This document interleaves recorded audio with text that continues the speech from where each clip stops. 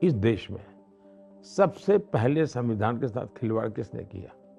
पंडित नेहरू ने किया। दूसरा, उनकी बेटी लाई, प्रधानमंत्री थी वो। उसके बाद उनके बेटे आए, साहबानों का जजमेंट आया, उन्होंने सुप्रीम कोर्ट के जजमेंट को उलट दिया।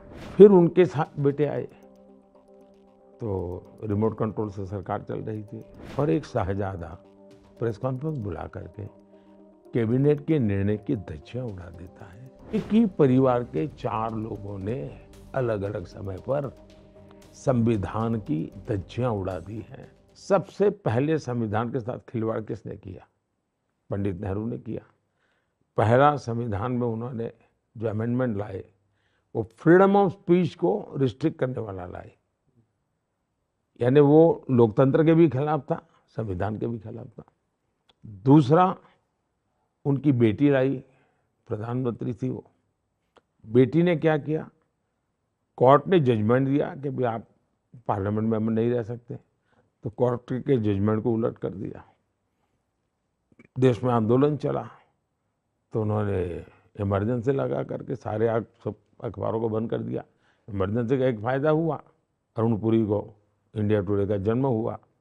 जो भी फायदा हुआ वो तो उनकी रोजी रोटी का सवाल है। उसी समय इंडिया टुडे जन्म हुआ। उसके बाद उनके बेटे आए, साहबानों का जजमेंट आया, उन्होंने सुप्रीम कोर्ट के जजमेंट को उलट दिया, वे संविधान को बदला उन्होंने। फिर उन्होंने एक कानून लाए, जो कानून था मीडिया पर रिस्ट्रिक्शन का। देश भर में विपक्ष थोड़ा मजबूत हुआ था, मीडिया भी वाइब्रेंट होने लगा था। सब टूट पड़े कि हम फिर से इमरजेंसी नहीं आने देंगे। डर करके मारे उनको फिर वो विड्रॉ करना पड़ा। फिर उनके साथ बेटे आए, तो रिमोट कंट्रोल से सरकार चल रही थी। रिमोट कंट्रोल सरकार के प्रधानमंत्री भी थे पद पर। संविधान की कोख से सरकार बनी थी। सरकार मुझे पसंद है नहीं पसंद नहीं चलता है, वो भारत के लोकतंत्र के द्वारा संविधान की कोख से पैदा हुई सरकार थी। संविधान की कोख से कैबिनेट बनी थी। उस कैबिनेट ने एक निर्णय किया और एक शाहजादा प्रेस कॉन्फ्रेंस बुला करके कैबिनेट के निर्णय की धज्जियां उड़ा देता है। इतना ही नहीं, कैबिनेट फिर अपने मुद्दे को रिवर्स कर देती है। इसका मतलब यह हुआ कि एक ही परिवार के 4 लोगों ने अलग अलग समय पर संविधान की धज्जियां उड़ा दी हैं। उन लोगों को संविधान के लिए इस प्रकार की गंदी हरकतें करने का जमाना चला गया।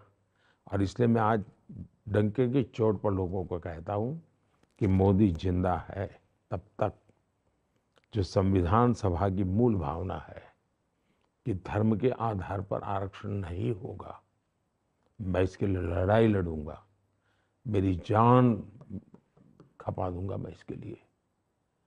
धर्म के आधार पर आरक्षण, धर्म के आधार पर आपने देश को बांट दिया एक बार। अभी धर्म के आधार पर आप ये करोगे क्या? सिर्फ अपना पद बना रहे, चेयर मिलती रहे इसलिए ये खेलते करोगे? देश स्वीकार नहीं करेगा। और मैं देश को एजुकेट करूंगा, उसके लिए मैं अपना जीवन खपाऊंगा।